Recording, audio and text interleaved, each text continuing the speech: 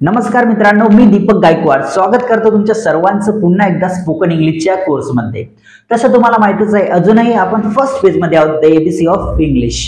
The ABC of English यामध्ये आतापर्यंत आपण 5 स्ट्रक्चर अभ्यासले आहेत। तर ते स्ट्रक्चर कोणकोणते बघा, V1 प्लस ऑब्जेक्ट, बरोबर आहे, let, let's, is a mark, was were plus 2 plus V1 हे 5 स्ट्रक्चर आपले पूर्णपणे अभ्यासले आहेत। आज आपण मध्ये का 6वं स्ट्रक्चर सुरू करणार आहोत। तर ते स्ट्रक्चर कोणते बघा, subject plus is a mark plus 2 plus V1 plus object हे स्ट्रक्चर आपण अभ्यासणार आहोत। तुम्हाला माहिती का स्ट्रक्चरचा यूज कशासाठी होतो बघा, जेव्हा आपल्याला काहीतरी करायचे असते, जेव्हा आपल्याला काहीतरी करायचे असते किंवा काहीतरी घडणार असते भविष्यामध्ये, त्यावेळेचा स्ट्रक्चरचा यूज होतो। फॉर एक्झाम्पल, आता मला म्हणायचं मला जायचे आहे, मी जाणार आहे, त्यावेळेचा स्ट्रक्चरचा यूज होतो। आता परत आपल्याला असं म्हणायचंय आज पाऊस पडणार आहे, आज पाऊस पडणार आहे, तेव्हा सुद्धा या स्ट्रक्चरचा यूज होतो। तर आपण मध्ये याच्यावर फॉर एक्झाम्पल्स बघू।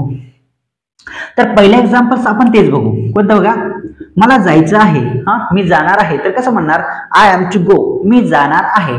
काय म्हणणार तुम्ही, I am to go, I am to go, मी जाणार आहे। तुम्हाला असं म्हणायचंय, आता तुम्हाला असं म्हणायचंय मी मुंबईला जाणार आहे, मी मुंबईला जाणार आहे, तर तुम्ही कसं म्हणणार त्या ठिकाणी, I am to go, I am to go to Mumbai, I am to go to Mumbai, मी मुंबईला जाणार आहे। या ठिकाणी बघा आपण सब्जेक्ट घेतलाय आय नंतर कधी पण काय लागते माहिती का, एमच लागतो। कधी इज किंवा आर कधीही लावायचं नाही, त्या ठिकाणी कधी पण काय लावायचं माहिती का, एमच लावायचं। त्यानंतर आपण काय घेतलं टू, आणि त्यानंतर व्हॉट्सचा पहिला फॉर्म गो, आणि टू मुंबई हे काय ऑब्जेक्ट आहे। आता नेक्स्ट स्ट्रक्चर बघू आपण, या ठिकाणी नेक्स्ट सेंटेन्स बघू, ठीक आहे। नेक्स्ट सेंटेन्स, तर बघा समजा तुम्हाला असं म्हणायचंय की तो नाशिकला येणार आहे, तो नाशिकला येणार आहे, तर कसं म्हणणार तुम्ही इंग्लिशमध्ये, तो नाशिकला येणार आहे, तर तुम्ही कसं म्हणायचं माहिती का, बघा, he is to come to Nasik, he is to come to Nasik, तो नाशिकला येणार आहे, अशा पद्धतीने।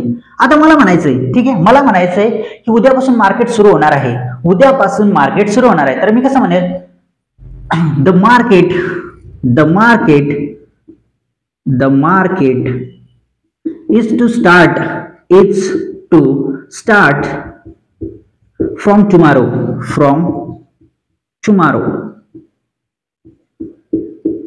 मार्केट उद्यापासून सुरू होणार आहे, मार्केट उद्यापासून सुरू होणार आहे, तर कसं म्हणणार इंग्लिश मध्ये, the market is to start from tomorrow, the market is to start from tomorrow. आता समजा तुम्हाला निगेटिव्ह करायचं सेंटेन्स, निगेटिव्ह म्हणायचंय की उद्यापासून मार्केट सुरू होणार नाही, तर कसं म्हणणार तुम्ही, मार्केट उद्यापासून सुरू होणार नाही, तर कसं म्हणायचं माहिती का, the market is not to start from tomorrow,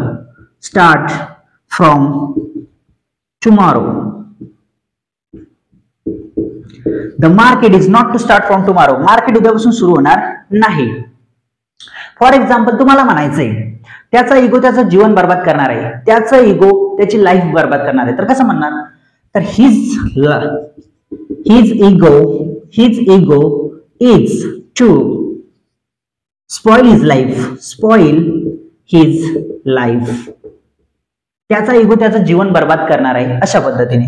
बर्बाद करणार आहे, स्पॉइल करणार आहे, खराब करणार आहे, स्पॉइल म्हणजे काय, खराब करणे, त्याचं जीवन खराब करणार आहे, his ego is to spoil his life, अशा पद्धतीने। तुम्हाला म्हणायचंय मी उद्यापासून बिझनेस सुरू करणार आहे, मी उद्यापासून बिझनेस सुरू करणार आहे, किंवा मी नवीन बिझनेस सुरू करणार आहे। तुम्हाला असं म्हणायचं मी नवीन बिझनेस सुरू करणार आहे, तर कसं म्हणणार तुम्ही, मी नवीन बिझनेस सुरू करणार आहे उद्यापासून, मी नवीन बिझनेस सुरू करणार आहे, ते बघू आपण, मी नवीन बिझनेस सुरू करणार आहे, तर कसं म्हणणार तुम्ही, आय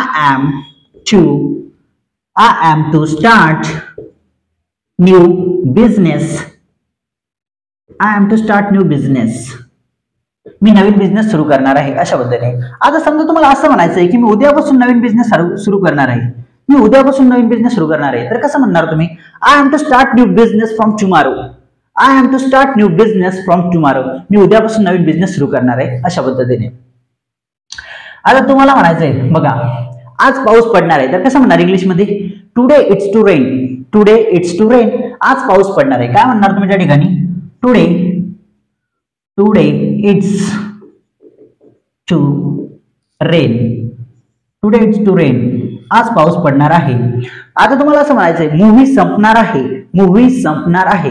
आता समजा तुम्ही पिक्चर टाकीमध्ये बसलेले, ठीक आहे, आणि तुमच्या मित्राचा तुम्हाला कॉल आला, केव्हा येतो रे बाबा घरी, असं त्यानं विचारलं, तर त्याला सांगायचं आता मूव्ही संपणार आहे, मी येतोच घरी. तर कसं म्हणणार तुम्ही इंग्लिशमध्ये मूव्ही संपणार आहे? The movie is to end. काय म्हणणार तुम्ही? The movie is to end. Movie संपणार आहे अशा पद्धतीने. आता तुम्हाला असं म्हणायचं उद्यापासून कॉलेज सुरू होणार आहे, उद्यापासून कॉलेज सुरू होणार आहे. The college is to start from tomorrow. The college, उद्यापासून कॉलेज सुरू होणार आहे. तर कसं म्हणणार? The college is to start from tomorrow. उद्यापासून कॉलेज सुरू होणार आहे. आणि इंडिया, आता तुम्हाला असं म्हणायचं, फॉर एक्झाम्पल तुम्हाला असं म्हणायचंय उद्यापासून नाही, तुम्हाला असं म्हणायचंय की भारत हा विकसित देश होणार आहे, भारत हा विकसित देश होणार आहे, बनणार आहे. तर कसं म्हणणार तुम्ही? India is to become develop country.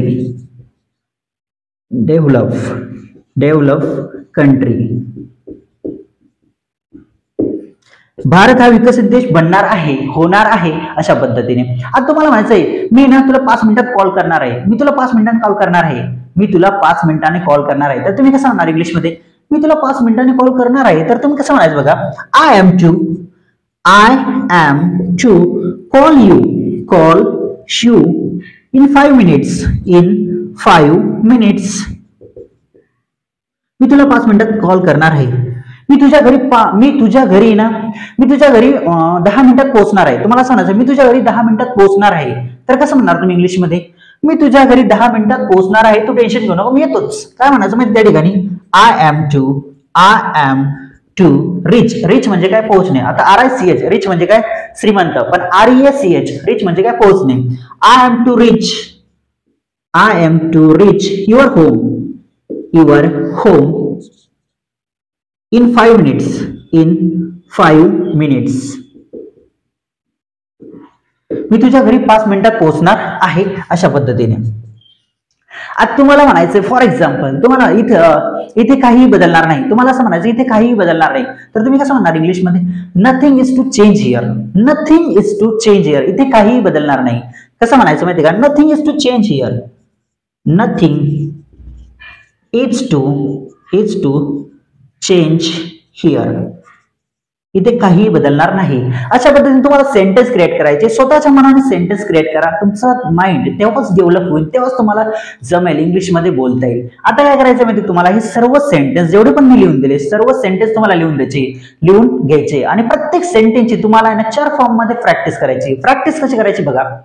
तर आय एम टू गो, मला जायचंय. I am not to go, am I to go, am I not to go, अशा पद्धतीने. आता परत एक एक्झाम्पल बघा. The market is to start from tomorrow.